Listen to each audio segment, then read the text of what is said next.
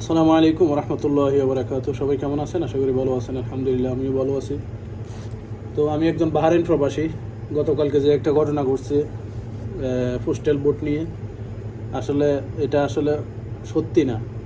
সত্যিটা হলো এটা আমি বলতেছি, আমাদের বাহরাইনে যে ব্যালট পেপার আসে, যখন রেজিস্ট্রেশন করার সময় আসছে, তখন যারা রেজিস্ট্রেশন করা জানতো, হয়তো আপনারাও আমার লাইভ দেখছেন, তাদের কাছে তারা যাইতো যে আমার রেজিস্ট্রেশনটা করে দেন, আমি করতে পারতেছি না, আমি বুঝি না।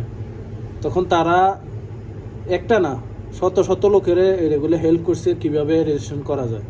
এটা এখানে কোনো অফিস নাই, রোমে গিয়ে বা আশেপাশে বা দোকানপাটে যেখানে পারছে তার থেকে হেল্প নিছে যে রেজিস্ট্রেশনটা আমি কীভাবে সম্পন্ন করব এবং কীভাবে আমার ব্যালটটা আসবে।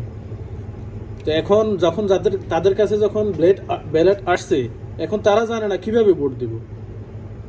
তো এই কারণে যারা জানে তাদের কাছে সবাই চাইতেছে, ভাই আমার ভোটটা কীভাবে দিব, আমার একটু দেখাই দেন। এখানে জাল ভোট দেওয়ার বা নকল করার কোনো মানে পথ খালি নেই।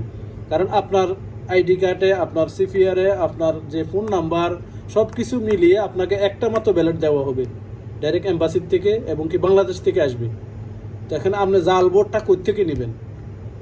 আপনি বিএনপিরই দেন, জামাতের দেন, হেফাজতের দেন, যারাই দেন, আপনার ভোট আপনি দিবেন, সমস্যা নাই। কিন্তু ব্যালট আপনি একটাই পাবেন। আপনার যদি ব্যালট আসে, যেমন আমার ব্যালট এখনও আসে নাই, হয়তো আজকালের মধ্যে আসবে, যতক্ষণ পর্যন্ত আমি সাইন না দিব আমার ব্যালট কাউকে দিবে না। এবং কি যদি আমার আইডি কার্ড নিয়ে যায় যে এই লোকের ব্যালটটা দেন, কোনো দিনও দিবে না।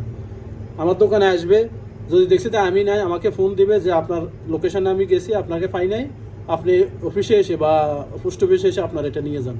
তখন আমি ওইখানে যখন সাইন করব, তখন তারা বা সিগনেচার করে বা আমার যে কার্ড, আইডি কার্ড, তারা দেখবে এটা ওকে আছে কি না। সব কিছু বরাবর থাকলে তারপরে আমাকে আমার ব্যালট পেপারটা দিবে। তখন আমি ব্যালট পেপারটা পাইলাম, কিন্তু ভোট কীভাবে দিব এটা আমি জানি না। তখন আমি কি করব?